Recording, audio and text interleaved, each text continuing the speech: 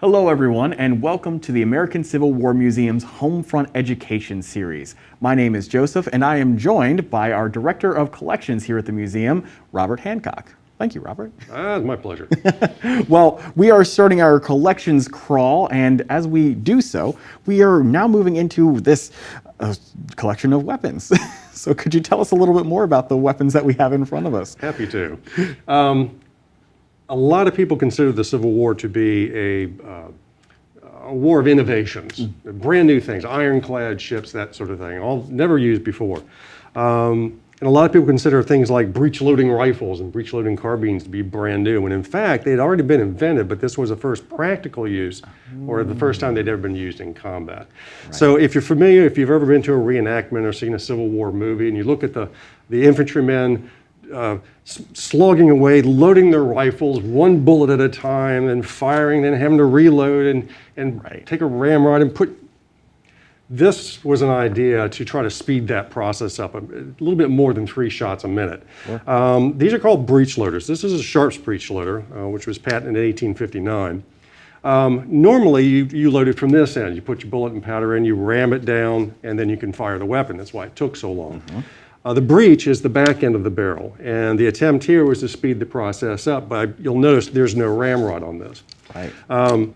This works by flipping this open, and now you can access where the bullet's going to end up anyway. Right. So you take the paper cartridge and you push it into the breech, put your percussion cap on, it's ready to fire. Huh. As soon as you're ready for the next, you do the same process again, much faster this way. Wow. To fire. And could I ask too, if they're doing that, the paper cartridges, they usually had the, you could just rip off the back and then pour the black powder into it. Are they designed differently from the paper cartridges for muzzle loading ones? Slightly. Basically, when you close this breech, it cuts the paper for you. Ah, okay. So you don't have to actually tear it open before you push it in. It's all mechanical now. Yeah. Wow. Now this one is even faster.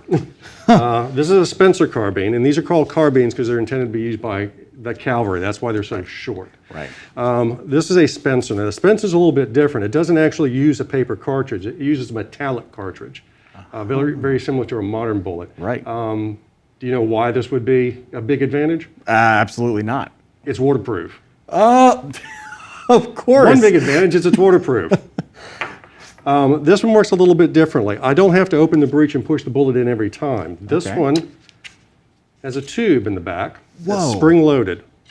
And so you fill this with bullets, or the cartridges, and you put that in, and you're ready to go. All you have to do now is that. It loads the next bullet, fire.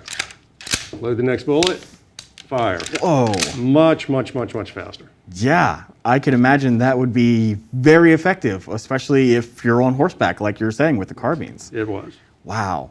And so I've tried to ask this with just about every one thing that we've seen so far, but about how many weapons like this do we have? Oh gosh, how many? Several hundred. Several.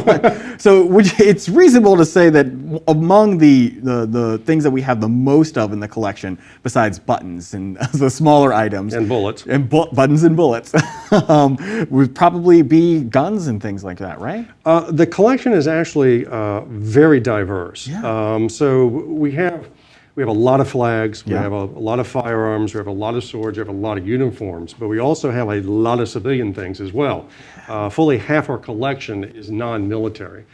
So we have a little and a lot of everything. That's great. I'm really glad to hear how diverse our collection is as far as everything that's being presented. It isn't just guns and swords and flags and shell jackets, but also a bunch of civilian things that were carried by children as well, too. Yes, that's absolutely right. Wow. I'm really glad we're going to be able to dive into many of those things. But for some people who can't actually visit the museum and set up a research appointment with you, is there any way that they might be able to see the collection like online or digitally? Yes, our catalog of artifacts is available online through our website, and we're constantly updating that with new photographs and new information when it comes in, and also new artifacts. We still get artifacts into the museum all the time, so those are also added to the database, but you can access through our website. Excellent. Well, thank you so much for joining us today, Robert. And thank you all for coming. I hope you'll stay tuned for several of our other Homefront education videos as they air, and we will see you again next time.